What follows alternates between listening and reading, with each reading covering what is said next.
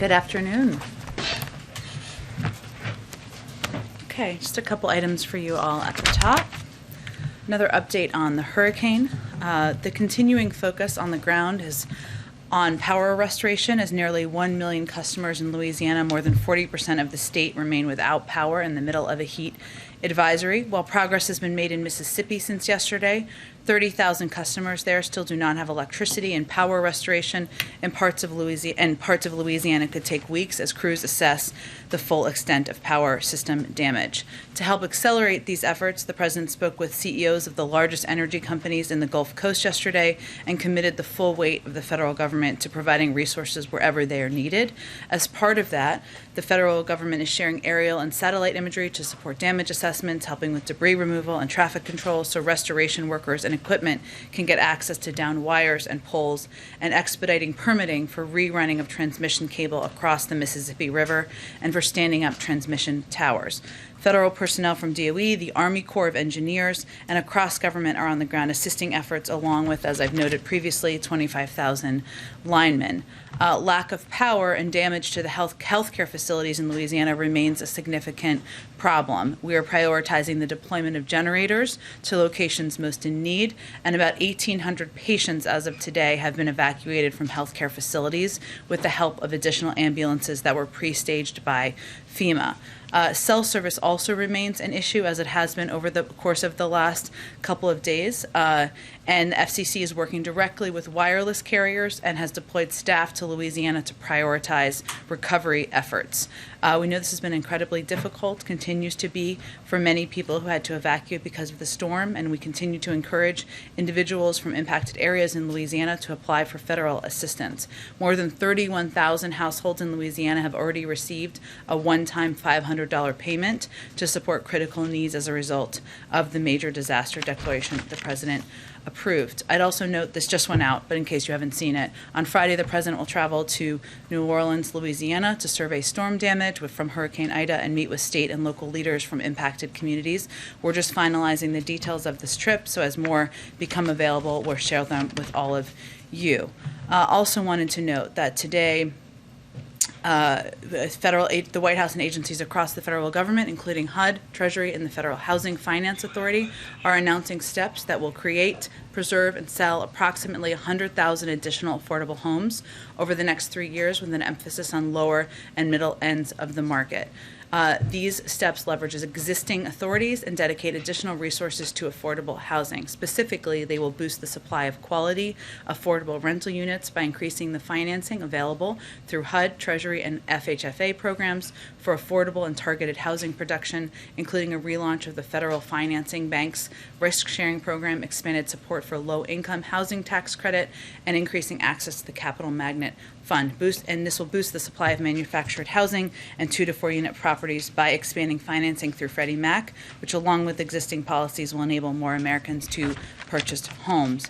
Last item, sorry, there's a lot going on today.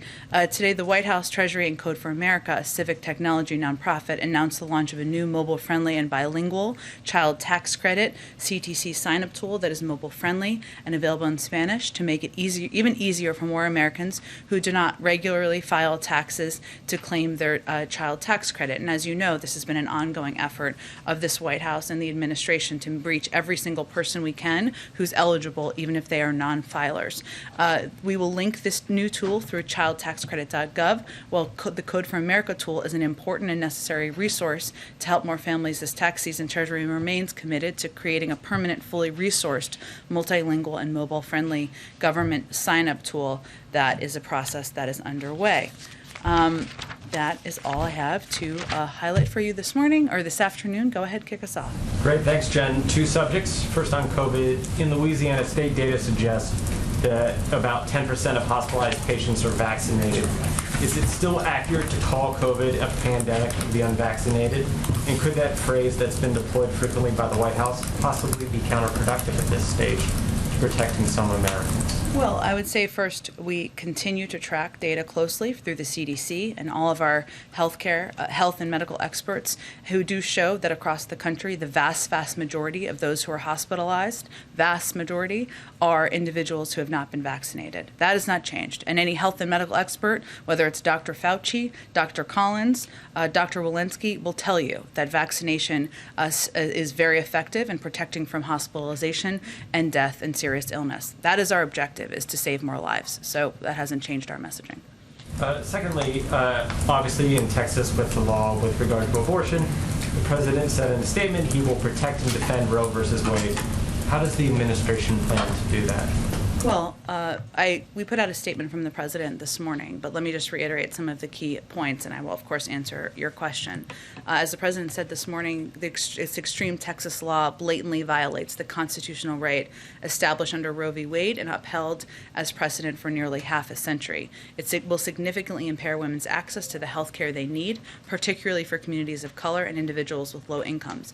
It also deputizes private citizens to bring lawsuits against anyone who they believe has helped another person get an abortion, which might even include family members, healthcare workers, front desk staff at a healthcare clinic, or strangers with no connection to the individuals. This further isolates individuals who are facing this tough choice. And I would note, for those of you who didn't see, people who report who these private citizens could get up to $10,000 for reporting somebody who's seeking an abortion.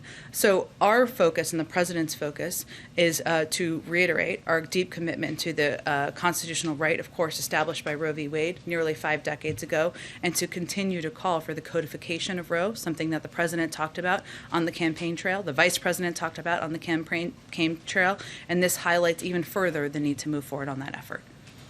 Go ahead. Thanks, Jen. One on COVID and Afghanistan, the second one on Afghanistan, specifically the boosters.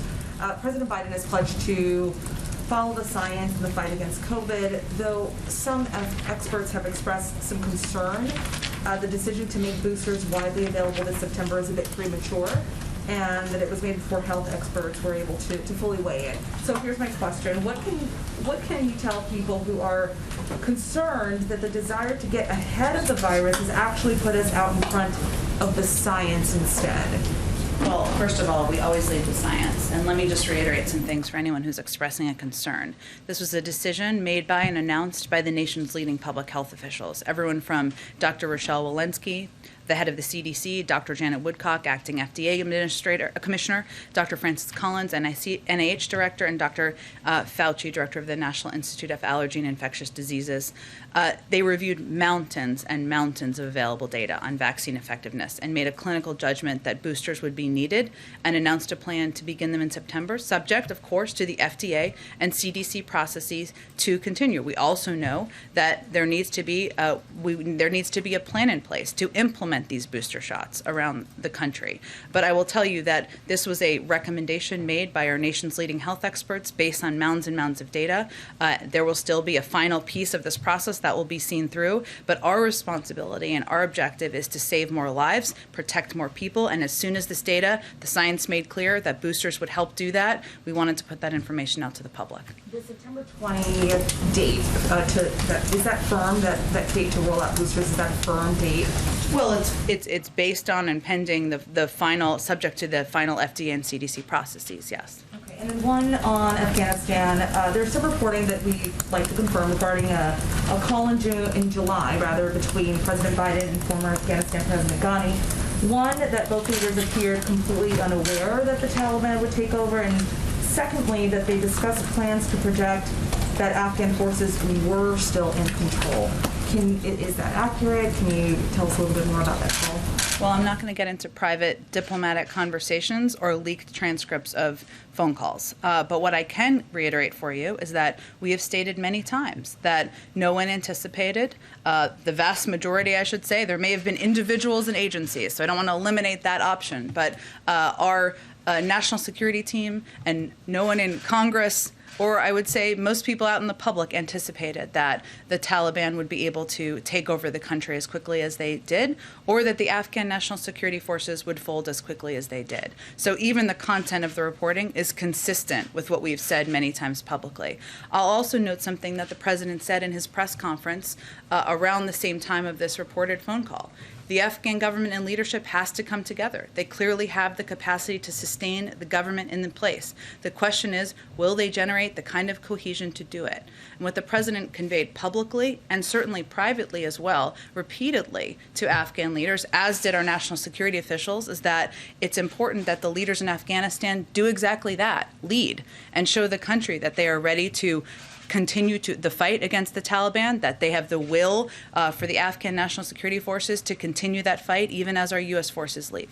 Did the president at that point in time have some sort of a perception that even the former president of Afghanistan didn't have that confidence in the Afghan forces? Is that why maybe he was pushing Ghani to be more stern and to be more confident? The president has consistently conveyed, and I just noted an example publicly, that the Afghan leadership at the time needed to do exactly that, lead. They needed to come together in a cohesive manner. They needed to be united. They needed to show the country and the Afghan people they were going to fight and they were going to lead through this transition, even as U.S. forces left. That is entirely consistent with what he has said publicly throughout. Go ahead. Thank you, Jen. One on Afghanistan, one on COVID as well. A few colleagues of mine have determined that there's roughly 17,000 Afghan refugees to military installations in 5 states here as of Tuesday, while another 40,000 remain at bases overseas. Curious, how many of those Afghan evacuees have other countries committed to resettling, or what is the status of those ongoing conversations? And will the U.S. resettle, or otherwise, will the U.S. resettle all of those 40,000 here in the United States? Well, not to refute the reporting of your colleagues, but just to note, the Secretary of Defense just confirmed it's about 20,000 who have come into the United States at a briefing earlier this afternoon. There is capacity, and we are working towards capacity at our military bases for up to 50,000. And again, this is not a place where people would live. This is a place where people would go. They would receive medical care and assistance and get connected with refugee resettlement organizations that are play a vital role as refugees come to our country from wherever they come around the world. We are also working with third countries on what their capacities are. I can't give you an exact breakdown now. It's a very important question, but that's exactly what our Department of Homeland Security, what our diplomatic team will be working through in the coming days, and I'm certain they will be providing updates as we have that established. You've talked about this a little bit, others have as well, but there are, of course, concerns among lawmakers, experts who've tracked this.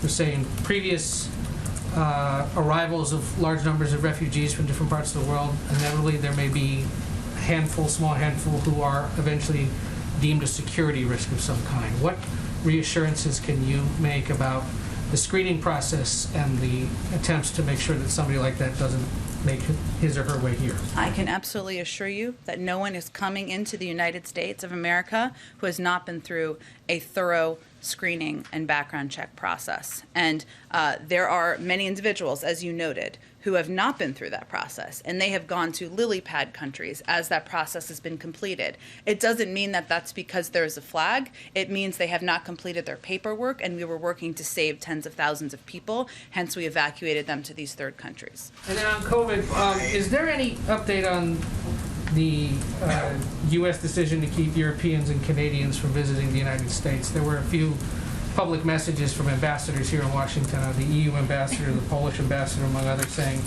the time has come for vaccinated Europeans to be allowed entry into the United States. Our people deserve to be reunited with loved ones and to have the opportunity to visit this great nation. I know this is something a lot of people worry about. Just curious if there's a status report. Well, we certainly understand that and relate to that and know that people are eager to be reunited with loved ones, and that is something that's impacting many people around the world. I would note that We are right now working across federal agencies to develop a consistent and safe international travel policy. That has obviously been ongoing for some period of time. That includes travel from Europe and other countries around the world. And it is one that we want to be equitable. We want it to have standard requirements so there's clarity and so there's equity across how we approach it. This will involve, of course, efforts to step up protecting the American people. It may also involve ensuring that over time foreign nationals coming to the United States are fully vaccinated with limited exceptions. No decisions have been made yet, but that is a process that's ongoing. We certainly understand the interest in it being resolved and completed. Go ahead. Thanks, Jen. It's been now a couple days since U.S. troops left Afghanistan. I understand you have continued to say the mission will continue to bring people home through diplomatic and other ways. Yesterday, you guys at the White House didn't have an answer on whether any Americans or refugees had made it out. Is there an answer today? Well, again, this is an operation that's being overseen by our State Department from a diplomatic front. They have a briefing today. If there are updates to provide, they will provide them. But what we are working through and what we knew would not necessarily be operational the day after our departure are a couple of steps. One is how we can get the airports operational again. We're working with the Qataris, the Turks, and others who are being partners in this effort. The civilian side of the airport had a lot of destruction to it, and we need to make repairs in partnership with them so we can get airports and airplanes, I should say, up and running. That will have a huge impact once that is up and operational. The other piece is overland efforts. Now, some of this is there are steps, as we have seen over the course of the last few weeks, where individual American citizens are able to depart without conveying that they have departed yet. So what we are doing is we are tracking and staying in contact with all of the American citizens we are aware of on what our plans are, what the progress is, and what the as we have updates on the timeline for when they can be able to depart. Is there a sort of a time frame where if there isn't an update from the State Department, there might be a course correction? I asked them today if they had any updated numbers, and nobody's gotten back to me. I understand the briefing's coming up. But is there a time frame where you guys will readjust? A course correction in what way? In terms of if we cannot say, for whatever reason, how many people have been able to leave since the U.S. forces withdrew, and we're not able to measure that, or we're not able to publicly release that, is there a plan to do something else so that that movement can happen? Well, today is September 1st. So we ended our presence in Afghanistan yesterday, or on the 31st in Afghanistan. What we said at the time, and remains the case, is that we are focused on operationally moving forward on a number of fronts. There's the diplomatic front. We have more than half of the countries in the world who have agreed that the expectation we are going to press upon the Taliban is that people will be able to freely move, depart the country. There was a UN Security Council resolution signed, or passed, I should say, just 2 days ago. And now we are operationally working on both airplanes, so that can depart, or getting the airport up and operational, and overland departures. At the same time, we are in touch with every American citizen we have contact with about our efforts and our commitment to get them out of the country. I'm not sure what a course correction would look like. That is what our efforts are at this point in time, 36 hours after or just about 2 days after our last planes depart. And we're hearing about some journalists who were left behind. Fox confirmed that a number of journalists working for U.S. Agency for Global Media, federally funded agency, Congress, including Radio Free Europe and Radio Liberty journalists, were left behind. And we're now also hearing from some senior State Department officials that there were constraints getting people through the gates at HKIA, that some of the communication methods to contact people were available to so many that they were instantly ubiquitous, that those priority groups could not get through. Was that a contingency that was planned for? Well, Jackie, I think it's important to remember, again, 120,000 people made it out of the airport and out of the country. And our commitment to people who want to evacuate, want to leave, American citizens, journalists, Afghan partners who have stood by our side, is enduring and remains. I know there's been some reporting on this, so let me give you just a couple of examples, because now we can talk about this, of some of the ways that we work to get American citizens out. One, the most used method was the muster point, or what we called the muster point. The State Department would blast notifications through a variety of channels to American citizens telling them to meet at a specific location, from which we would either bus them into the airport in convoys or escort people on foot. We offered multiple opportunities for each of these muster points at various times, each with multiple transits to the airport. The majority of American citizens who got out were evacuated exactly this way. We also talked people through one-on-one walking into the airport with State Department officials on the phone, on the other end of the phone the whole time, facilitating safe passage past checkpoints. This was incredibly labor-intensive, but effective at resolving problems on the ground, one by one, in challenging environments. In limited cases, and some of this was reported, where people were trapped or in immediate danger, U.S. security forces went beyond the wire, sometimes via helicopter, to pick people up safely. We didn't talk about these helo hops, at the time, because they were dangerous missions. We didn't want to create the expectation that we'd be sending a helicopter for everyone who wanted to leave Afghanistan. So I note those because I think it's important to understand the steps and the roles that our U.S. military on the ground took, far beyond just checking people off on a list at the gate, to ensure we could get American citizens, our Afghan partners, and others out. And we will continue those efforts through the means I just outlined. I just want to put a pin in that report. Was the president in any way pushing a false narrative in that call with the Afghan president? I think it's pretty clear. Again, I'm not going to go into details of a private conversation, but what we saw over the course of the last few months is a collapse in leadership. And that was happening even before Ghani left the country. What the president has conveyed repeatedly, privately, and publicly is you need to stand up and lead your country. And that's something he said at a press conference in July in public forum as well. Go ahead. By my math, we're just shy of 48 hours since the Thank last you for your math. It's all running military together. aircraft leaving Afghanistan. We've learned a lot more just in the last few hours about the nature of the cooperation we saw over the last 2.5 weeks between the Taliban and the American forces on the ground. I wonder if you could speak to whether, since in the last 48 hours, there has been any continued form of interactions between the U.S. and the Taliban, obviously now much more in a diplomatic capacity. Well, again, this would be an effort that would be overseen underneath the leadership of the Secretary of State and the State Department. It will be necessary to have some form of communication and coordination with the Taliban to continue to evacuate people from the country. They oversee Afghanistan, the majority of large swaths of the country. I will note that we had prior conversations or methods of engagement even before the last couple of weeks. So it's obviously a different form at this point in time that will continue. That's part of what the President asked the Secretary of State and the State Department to pursue. And obviously the Chief of Staff last night said, I don't know if we will ever recognize their government as legitimate government of Afghanistan. You've talked a lot about the points of leverage that the U.S. holds over the Taliban. Is that one of the points of leverage, recognizing the Taliban? Is that something that's even under consideration? There's no rush to recognition from the United States or any country we've spoken with around the world. It will be very dependent on their behavior and whether they deliver on what the expectations are of the global community. And then quickly on abortion, we've seen in a number of states, Republican-led states, an effort on voting rights, for instance, to pass similar legislation throughout the country on voting rights. What's the level of concern at the White House that the decision on Texas specifically will lead to a similar raft of laws across the country? And what is the recourse for the White House at a federal level to help prevent this? Well, the step that can be taken is the codification of Roe, something the President and the Vice President have called for and would require Congress to act on. I will note that certainly we've seen, this is not the first threat to Roe we've seen in a state across the country. It's an extreme threat. And again, I would just note, this is offering up to $10,000 to individuals who report someone who is going to get an abortion. I mean, that is what we're talking about here. So, and beyond that, as I've already outlined. So yes, of course it's of great concern.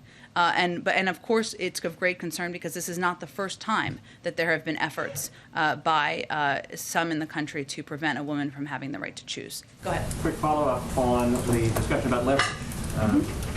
Is there no concern here at the White House that China could actively try to undermine the U.S. leverage that it has with the Taliban, and particularly providing the kind of access to the global marketplace you talked about yesterday? Well, first I would say that China doesn't have that capacity on their own, and that there there are more than 100 countries, a UN Security Council resolution China did abstain from, but they didn't vote against, that presses the Taliban to allow for safe passage of people in the country and those who want to leave Afghanistan. So, China is going to have to think about what role they want to be seen as in the world in this moment as well. Let me ask you this. The president said yesterday, we are not done with ISIS-K. Senator Kaine, before the Taliban takeover of Afghanistan, was talking about working toward a new sort of superseding AUMF. Is this something the White House is interested in working with him on, so that ISIS-K is specifically mentioned in a congressional authorization for the use of force? We've said in the past that we're interested in working with Senator Kaine on that, and that continues. I will note that in this case, ISIS-K attacked and killed 13 members of our armed forces. We have every right, self-defense, to continue to go after ISIS-K, and the president has made clear that's what he wants the military to continue to do. So future strikes on ISIS-K will be in the vein of self-defense? Again, these are authorities that the military already has, but we also are open to and look forward to working with Senator Kaine and others in Congress who who are looking to update the 20-year-old AUMF. Go ahead. Just two questions, Jen. There's a bill in Congress called the Women's Health Protection Act that would protect abortion access from state laws like the one in Texas. Does President Biden support that? I'd have to look more closely at the specifics of the law. Obviously, codifying Roe, protecting a woman's right to choose is something the president's committed to, but I don't have the specifics of that law, or that bill, I should say. And then just secondly, has the president met with either Federal Chair Jerome Powell or Lael Brainerd one-on-one in recent weeks? I have no meetings to report to you or read out for you. Broad question about the Zelensky meeting that's underway. Just the events, demands, phone calls that led up to the 2019 impeachment. I'm just wondering, did they factor in any way into the way the White House prepared for this meeting, specifically the fact that Hunter Biden was a key part of those conversations with the last administration and Zelensky? And did President Biden expect in any way, shape, or form to address that dynamic in today's meeting? No. Jeff? Jen, is the White House satisfied with OPEC's decision today to continue gradual increases in output? And can you give us a sense of what communication or contact the U.S. has had with OPEC members about that? It's a great question, Jeff. I will have to talk to Brian Deese and our economic team about our exact reaction. I want to get that right, and also whether we're satisfied with the actions they announced. I will get that to you and anyone else interested after the briefing. Did you have another question? I did. One on Zelensky. Sure. President Zelensky said in the Oval Office today that he was eager to hear President Biden's vision for Ukraine's chances of joining NATO. And he also said he'd like a time frame for that. What is President Biden's vision right now, and does he have a time frame? Well, I think it's important for people to understand, not you necessarily, but everyone out there, that this is not a decision that the United States makes, right? We continue to support and we continue to call for ensuring that NATO's door remains open to aspirants when they are ready and able to meet the commitments and obligations of membership and contribute to security in the Euro-Atlantic area. This is NATO membership, right? And we reaffirmed, and our allies reaffirmed in the June 2021 NATO summit communique that we support Ukraine's right to decide its own future. Foreign policy course free from outside interference, including with respect to Ukraine's aspirations to join NATO. There are steps that Ukraine needs to take. They're very familiar with these efforts to advance rule of law reforms, modernize its defense sector, and expand economic growth. Those are steps that aspirant countries like Ukraine need to take in order to meet NATO's standards for memberships, and we certainly support their efforts to continue to do that. Go ahead. Today was the first day, and very many, and they're all blending together at this point, that the president did not have a meeting in the Situation Room with his national security team. I know there's stuff not on the schedule, the public schedule, but does the president view this moment as a time where he can kind of shift at least some of his focus to the myriad of other issues that are on his plate that he wants to focus on or has wanted to focus on before the withdrawal became such a huge issue? Well, he did receive a PDB this morning, as is, of course, standard for most presidents, and those will certainly continue. Look, I think the president knows that his responsibilities and the multiple crises he will continue to have to face as president are part of his job description. And if there is a meeting warranted in the Situation Room with his military leaders, national security team about Afghanistan or any other issue, of course he's going to be there for that. But he also knows that part of his commitment to the American people is getting the pandemic under control, is addressing the hurricane and making sure that people in Louisiana and Mississippi and other states in the Gulf Coast know he's doing absolutely everything in his power to make sure they have power. I didn't even mean to say it like that, but and so he knows that he has to do multiple things as president in order to govern the country. So yes, of course, he will continue to work with his national security team on a range of issues, whether it's follow-ups, diplomatic efforts in Afghanistan, or of course, he's right now having a meeting with the leadership of Ukraine. But he also knows he has a commitment to address a range of issues to the public, and he'll continue to do that. Just one more quick one. One of your colleagues over at the State Department briefed reporters earlier today saying that anecdotally they thought a majority of folks in the SIV pipeline did not get out. I'm not minimizing the 100,000+ Afghans that did get out, but is there any particular specific frustration given the President's commitment to those who helped American personnel on the ground if a majority were not able to get out of the country? Well, first I would say that of the numbers, and I know Ed asked a question of this, and you all have been asking understandable questions about the breakdown of numbers of people coming out, and that is information we hope to have for you very soon. But 77% of the people who were evacuated were Afghans at risk. SIV applicants, P1, P2 applicants. Obviously, there's a range of programs, and the different names of them mean virtually nothing to most people in the American public, but that is a number that stuck out to me from the largest airlift in U.S. history. Are there more people who want to leave Afghanistan? Absolutely. Are there more people who will be eligible for our programs? Absolutely. And that's why we are so focused on the diplomatic efforts that are being led by the State Department, including a presence in Doha, including efforts to engage with the Taliban, including efforts to work with the international community to make clear what we expect. What is also true is that every person who wants to leave Afghanistan and come to the United States is not going to be able to do that. And that is a sad truth, but it is something that it's important for people to also understand. But I will say, we still want freedom of evacuation and movement for people who want to depart. Go ahead. Thanks, Jen. As FEMA continues to roll out aid in the Southeast, and we just look at the historic nature of Hurricane Ida, is the administration or FEMA at all looking at ways to proactively identify people who may be eligible for disaster assistance, just given the process of applying, how Byzantine it may be for someone going through these circumstances? What we're trying to do is make it as easy as humanly possible, providing phone numbers, providing websites. As I noted, there are about 31,000 people who have already received checks from, or 30,000, or 31,000, I think I said, from one of these programs. So what we have done, and I've been giving quite extensive toppers on this each day to make sure you all have all the information you need, is we set up quite a bit of preemptive resources in the region. I know you're asking about economic assistance, and obviously we've worked to get that out the door as quickly as we can, but also to set up generators, food, water, FEMA resources, using all of the resources of government even before the storm hit. That is something that we tried to do to reduce the impact, save lives, make sure we're helping people as quickly as possible. And then just given President Biden's trip on Friday that around 90% of New Orleans is still basically without power, what precautions are you all taking to make sure that his trip to the city is not going to take away from relief efforts?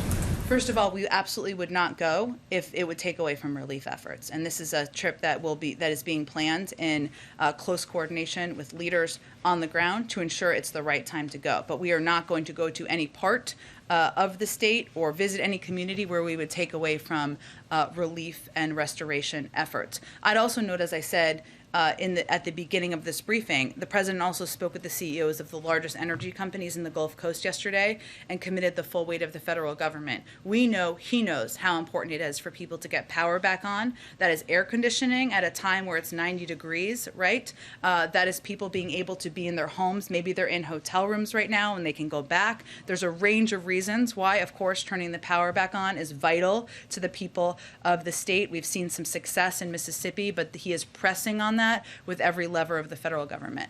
Go ahead. A quick question on the rebuilding of the Gulf and also the administration's infrastructure bill. Steel prices have doubled in the United States in the last 6 months. Is the administration ready to remove tariffs on steel in order to bring down the cost for the rebuilding efforts? I don't. I know there's obviously an ongoing review of a range of tariffs. I have nothing to report on that at this point in time. We're right now in the stage of recovery. There will be an extensive rebuilding stage, and we will continue to look for a range of ways we can provide resources from the federal government to play a role in that. But I don't have anything to preview at this point in time. And speaking of the tariff review, when can we expect the results of the China tariff review? And are you worried about customers paying higher prices for imported products at a time when supply chains are crimped around the world? Well, as you know, we have a very aggressive and ambitious supply chain effort to address challenges we're seeing in the supply chains. We also were impacted, or supply chains around the world were impacted a great deal by Delta, and we're working in part to address and help many countries recover from COVID so that we can get supply chains up and running. But I don't have any timeline for you on when that review will be completed. I will note that we look at our relationship with China and all the components through a comprehensive package. Go ahead. Thank you. One on Ukraine and one on abortion. On Ukraine, when the president was in Brussels, he was asked about Ukraine getting into the NATO membership action plan, and at the time he said school's out on that question. I know the meeting's ongoing, but was that expected to come up in the meeting, and is the president's position still the same? Again, as I noted a little bit earlier, there are specific steps the Ukrainians need to take in order to meet the requirements of NATO membership. We support the efforts of the Ukrainian leadership to work exactly toward that, and we support the efforts of any aspirant who wants to join NATO, who is working to meet those objectives. Certainly, we expect, and I think they've said publicly they were planning to raise it. We'll see, but that has not changed.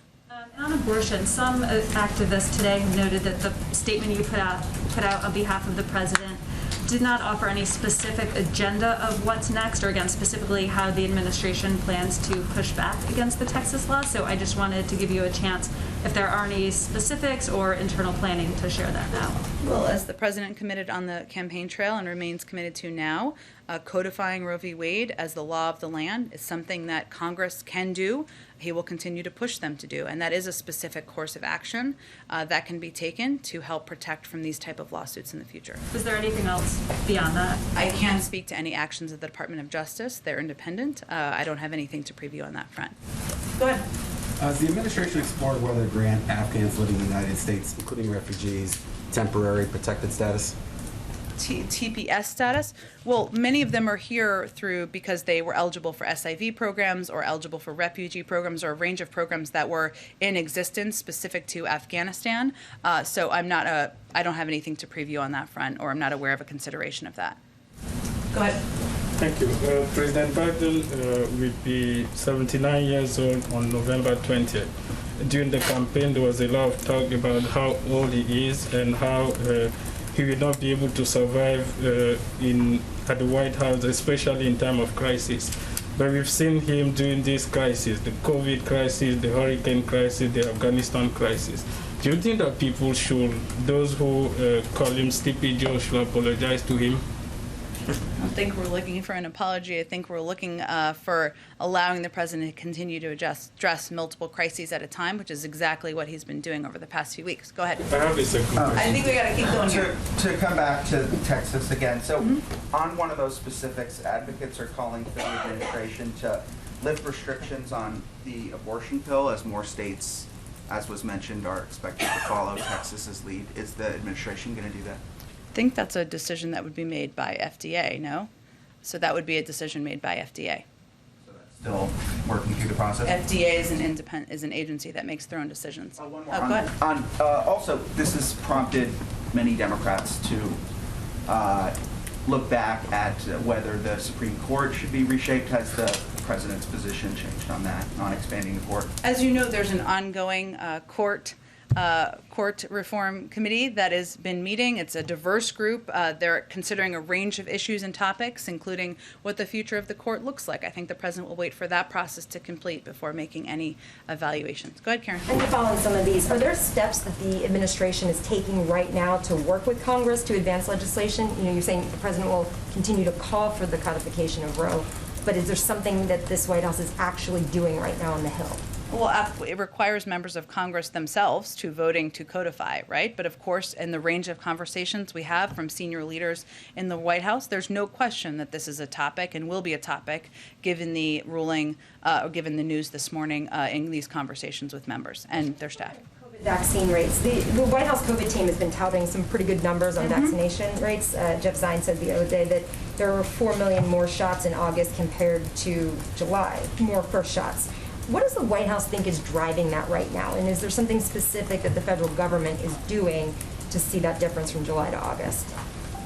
There's a bunch of different data, and some of it is in your polling, frankly, from some of your news organizations. So I can't break it down for you, but what we've seen consistently as the three factors are mandates that have been put in place by companies, private sector institutions, and others, fear of Delta, which is understandable. People are seeing horrifying stories on local news, on national news, of young people, in some cases children being hospitalized, and that is scaring people, which is, we hate for that to be the scenario, but that has certainly, we believe, prompted more people to get vaccinated. It is also possible that the FDA final approval has prompted more people to get vaccinated, but I don't have an exact breakdown, but certainly we've seen those as the three biggest factors recently. Go ahead in the middle. Thanks, Jen. How does the manner in which the evacuation was managed affect our relationship with the EU, considering some of the concerns on the pullout weren't listened to, and the U.S. hasn't removed certain sanctions added under the Trump administration? That's my first question. I'm not sure I totally understand your question. The last part was which sanctions? That the U.S. hasn't removed certain sanctions that were added under the Trump administration. On the Taliban or under who? Well, in Iran, like sanctions on Iran. So that was an issue within the EU. So some of those sanctions. Are you asking me about Afghanistan or something else? I'm asking you about how does the manner in which the evacuation was managed, how does that affect our relationship with EU? And then those are some other concerns as well. Well, I would say first that one of the big groups we helped evacuate were some of the staff and partners from our allied countries, and many of them in Europe over the course of the last 2 weeks. That was done by the U.S. military in coordination with many of these countries. Two, we just got a UN Security Council resolution passed in coordination with a number of these countries to make clear to the Taliban what our expectations are. Three, these are many of the countries that work with us to help build a list of 100 countries, more than half the countries in the world, making clear we are united in what we expect from the Taliban. So I would say that is evidence of us working closely together. Also, what are we to make of the fact that, as soon as we pull out, you see Republicans discussing adding $25 billion to the Defense Authorization Act. But here, unemployment expires on Labor Day, forbearance on student loans is about to expire, and we're always talking about how we don't have money for human infrastructure, but we see this being put forward. You're absolutely right. I mean, I would say first, it was not the number one factor, but it did strike the president that we had been spending on average $300 million a day in Afghanistan. $300 million a day. We don't think that's something that most people in the public are tracking, but it's a war we fought for 20 years, spending $300 million a day. I'll let you all do the math on that. So that is certainly a concern, and certainly, as you noted, there are a range of areas, domestically, internationally too, where we feel that money could be better spent. Go ahead. Two foreign questions for you. First of all, these muster points that were used in Kabul to evacuate people, were those used only for American citizens and permanent residents, or were they available to SIVs and vulnerable Afghans? And also, did the Taliban give any assurances or assist in guaranteeing those people safe passage? And did they make any stipulations about who could be evacuated under that specific regime? Well, first, yes, we did use meeting at locations to get others evacuated as well. I'll let the State Department, Defense Department go into any further details should they choose to. I would also note that while that was a way that a great number of American citizens were evacuated, there were also numbers who came, of course, through the gates, including Afghans and vulnerable Afghans who also came through the gates of the airport, especially in the earlier days of the evacuation. And clearly, as I noted, of the more than 120,000 people who were evacuated, 77% of them were at risk, were people at risk. And maybe that was the number that people come to the United States. I got to check on that number. But that makes clear that the Taliban, yes, they did allow more than 120,000 people, including the vast majority of them vulnerable Afghans, to get through. Whether we met them at a checkpoint, whether we got them through the gates, that is true. That does not mean we think the Taliban are good actors. We don't. But we needed to work with them in coordination to get this done, and as a result, it was the largest airlift in U.S. history. Russia and Saudi Arabia, just quickly on these reports that they've inked some military deals. Has the administration reached out to Saudi about what appears to be Riyadh's concern that they can no longer rely on Washington? We are in touch with a range of partners, including leaders in Saudi Arabia. I'd point you to the State Department for any updated conversations with them. Okay. Thank you, everyone. Have a good day. We'll see you tomorrow. What about Americans left behind in Afghanistan, Jen? The president said the buck stopped with him. Can you care to elaborate on that?